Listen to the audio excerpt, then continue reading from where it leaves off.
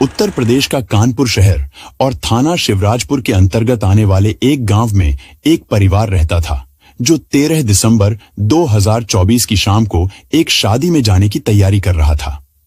दरअसल 13 तारीख की रात को इस परिवार को नजदीक के ही एक गांव में शादी के लिए जाना था। घर के सभी लोग तैयार हो गए थे, लेकिन घर में एक 17 साल की बेटी थी जो शादी में जाने से मना कर देती है। घर वाले उसे काफी फोर्स करते हैं, लेकिन उसके बावजूद भी वह जाने से इनकार कर देती है। तो यह परिवार के सारे सदस्य 13 तारीख की रात को शादी के लिए निकल जाते हैं और घर में उनकी 17 साल की बेटी अकेली थी। अगले दिन यानी कि 14 दिसंबर 2024 की सुबह तकरीबन 8 बजे यह परिवार शादी से वापस आता है। वे घर का दरवाजा पीट रहे थे, लेकिन उनकी बेटी थी, वह दरवाजा नहीं खोल रही थी। काफी देर तक दरवाजा पीटने के बाद कुछ आशंका हुई तो घर वालों ने घर का दरवाजा तोड़कर जब अंदर गए और अंदर जाकर उन्होंने जब अपनी बेटी के कमरे को खोला तो उनकी चीख निकल गई।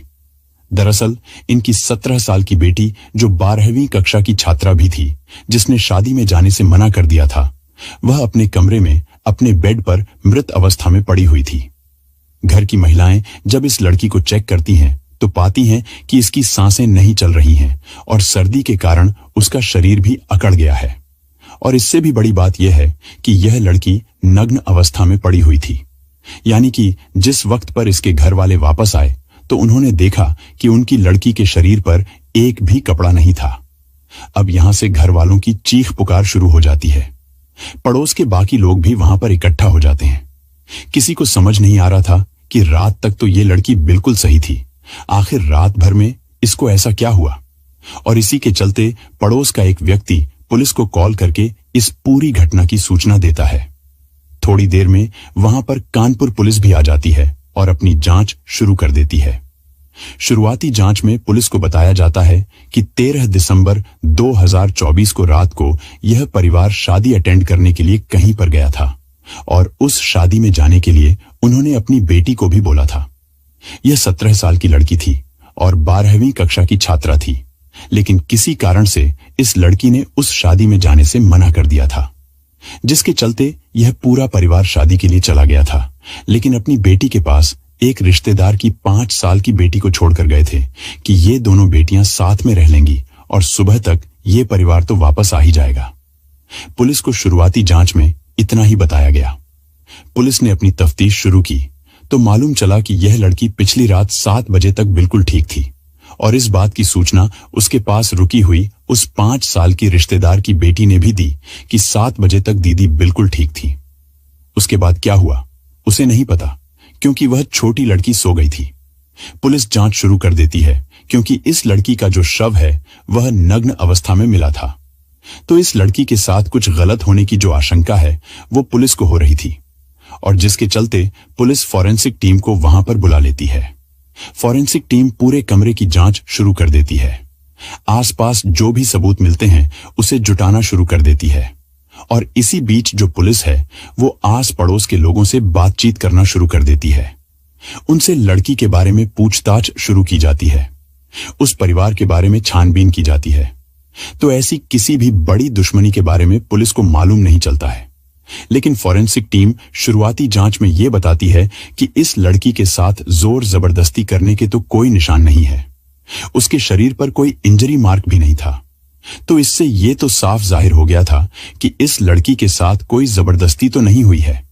लेकिन फॉरेंसिक टीम को उस कमरे से कुछ सबूत मिले थे जो एक गलत तरफ इशारा कर रहे थे और वो सबूत कुछ इस प्रकार थे कि वहां पर शक्तिवर्धक गोलियों के कुछ पैकेट मिले थे, जिन गोलियों का इस्तेमाल काफी लोग अपनी शारीरिक क्षमता यानी कि अपनी सेक्सुअल पावर को बढ़ाने के लिए करते हैं। उस तरह की गोलियों के कुछ रैपर मिले। साथ ही वहां पर सेक्सुअल इंटीमेशन के दौरान जो सेफ्टी का इस्तेमाल किया जाता है उसके भी कुछ पैकेट मिले थे। तो यहां से जो पुलिस का एंगल है वो पूरी तरह से चेंज हो गया था और पुलिस समझ गई थी कि इस केस में जो आरोपी है वह हो ना हो इस लड़की का कोई पहचान वाला, इसका कोई मित्र, इसका कोई दोस्त है। और इसी के चलते जो पुलिस है वो बॉडी को पोस्टमार्टम के लिए भेज देती है और इस केस की छानबीन शुरू हो जाती है। अब इन्हीं सारे सबूतों के आधार पर और पोस्टमार्टम की जो रिपोर्ट होती है उसके आधार पर पुलिस को मालूम चलता है कि इस लड़की की जो मृत्यु हुई है उससे पहले इसने किसी के साथ शारीरिक संबंध बनाए थे। यह पोस्टमार्टम रिपोर्ट में भी क्लियर हुआ था। अब पुलिस उस लड़की के मोबाइल नंबर की सीडीआर यानी कि कॉल डाटा रिकॉर्ड निकलवाती है और उस डाटा में पुलिस एक नंबर पाती है जिस पर उस लड़की ने आखिरी बार बात की थी और यह बात तकरीबन 13 दिसंबर 2024 की शाम के तकरीबन 7 बजे हुई थी।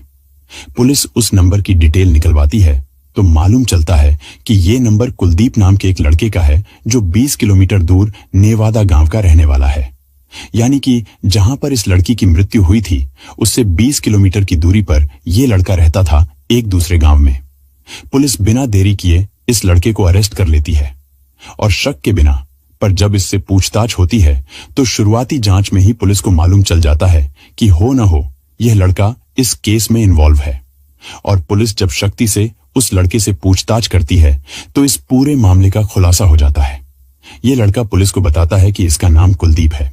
तो कुलदीप नाम का यह लड़का सारी बातें पुलिस को बताता है। पिछले 3-4 महीनों से ये दोनों दोस्त भी थे, दोनों प्यार में थे और इसी के चलते वो लड़की उसे बताती है कि 13 तारीख को घर में कोई नहीं रहेगा और तुम मुझसे मिलने आ सकते हो। जिसके चलते कुलदीप 20 किलोमीटर चलकर अपनी गर्लफ्रेंड से मिलने के लिए उसके घर गया था और शाम के तकरीबन 8 बजे ये उसके घर में गया था। घर में वो 17 साल की लड़की भी थी जिसकी मृत्यु हुई थी और साथ में एक 5 साल की रिश्तेदार की बेटी भी थी जो पहले ही सो गई थी। अब उसके बाद ये जो लड़का होता है ये अपनी उस गर्लफ्रेंड के साथ शारीरिक संबंध बनाता है, लेकिन यहां पर शारीरिक संबंध बनाने से पहले ये कुछ शक्तिवर्धक गोलियों का इस्तेमाल करता है और उन्हीं के कारण उसका ब्लड सर्कुलेशन ज्यादा होता है। एज भी ज्यादा नहीं होती है और क्योंकि लाइक ऑफ एजुकेशन के कारण ये बहुत ब्रूटली अपनी गर्लफ्रेंड के साथ सेक्सुअल रिलेशन बनाता है, जिसके चलते उसको सर्दी भी लग रही थी और कुछ और उसे इंटरनल इंजरी भी आई। और क्योंकि सर्दी का मौसम है और ये जो लड़की है उसके तन पर एक भी कपड़ा नहीं था। उसके बॉयफ्रेंड ने बताया कि 8 बजे से लेकर सुबह 3 बजे तक उसने अपनी उस गर्लफ्रेंड को एक भी कपड़ा पहनने नहीं दिया था। यह सुनने में बहुत ही ज्यादा अजीब लगता है, लेकिन यह सच्चाई है और इसी के कारण उस लड़की को सर्दी के कारण और साथ ही ब्रूटली रिलेशन बनाने के कारण सुबह तकरीबन 3:30 बजे उस लड़की की मृत्यु हो गई थी।